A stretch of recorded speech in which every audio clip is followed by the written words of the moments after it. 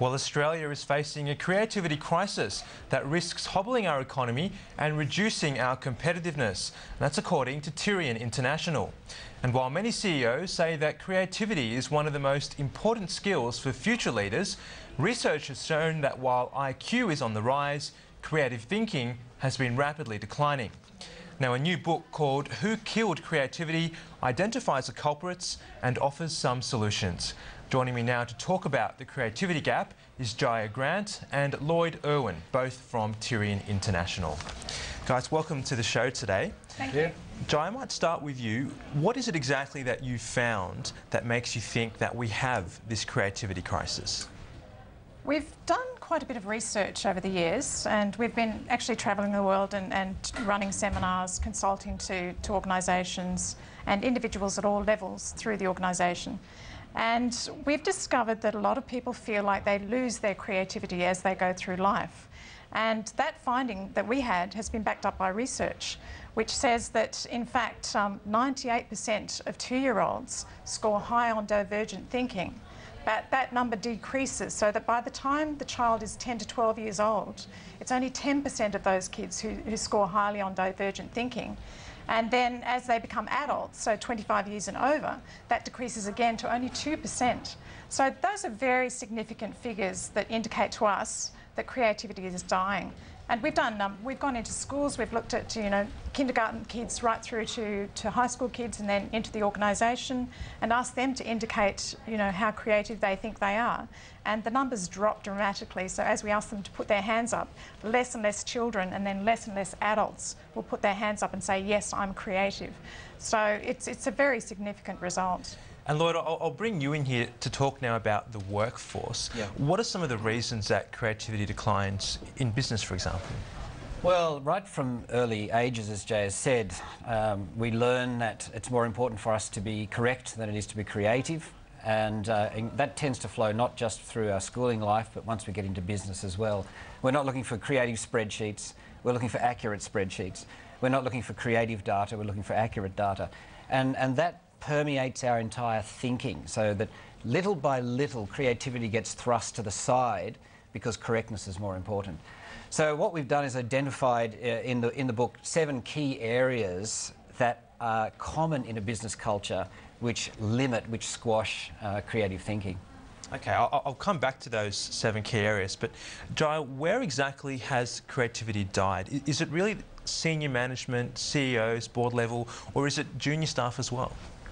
I think it's at all levels, Nigel. I think certainly we can talk at the individual level as well as at the organisational level, the team level. So there are individuals who feel like they're losing their creative thinking, as well as whole organisations that are losing their ability to innovate. But if we talk of in terms of the organisation, inside the organisation, then it can be in a number of different areas. And we find we work with a lot of different clients, from Fortune 500 companies through to NGOs, and every organisation will say that it's dying somewhere different in their organisation. The overall result is that generally they feel that finance has a responsibility for being a creativity killer, and you also don't want creative accounting, do you? That's right. Well, that's a whole different point. Yes, you want a creative approach to accounting, but no. As Lloyd said, people want to be correct about their results. But certainly, looking in the organisation, finance comes out very strongly, and also the boss's office or the CEO's office. So people feel like it starts at the top, and then if there is no creative thinking at the top, then that will filter down through all levels of the organisation. Okay. Lloyd, what about technology? It was meant to make our lives easier. One of my relatives said to me the other day, when I ask you something, you immediately look up Google. You don't think of the answer yourself. Right. Is technology making us more or less creative? Well, I think technology is actually creativity neutral. It can be a killer, it can be a rescuer. It depends really how we use the latent creativity that's inside every one of us. And what we need to do is find ways to rediscover, and what we like to do is to help people and organisations rediscover the creativity that's latent within them. Now, there's some marvellous examples of technology which have stimulated creativity. There's other examples of where it's limited. When we come to rely on our systems, our technology too much, we start to get comfortable, that's when the danger sets in. It's when some challenge comes to us that our creativity is often stimulated. So we need to find ways to be proactive about that, to stimulate our own sense of creativity rather than waiting until a crisis hits. And Gaia, the idea of systemizing innovation, is that possible, or is it really a case of you're creative or you're not? Can a company set up a culture of innovation? Well, we believe quite strongly that everybody is capable of being creative to some level. Definitely there is some amount of innate creative ability in people, but everybody can extend that a lot further, and tests have shown that, surveys have shown that you can improve your creative thinking scores, your creative quotient or CQ. So yes, we promote that people can increase their creativity, and we also believe that it is possible to systematise it through the organisation, and that you must systematise it. So you must provide opportunities for people to be creative in their everyday work, as well as in the ways they work together in their teams, as well as in the ways that the organisations innovate with their products, with their customer service, with their management approaches, etc.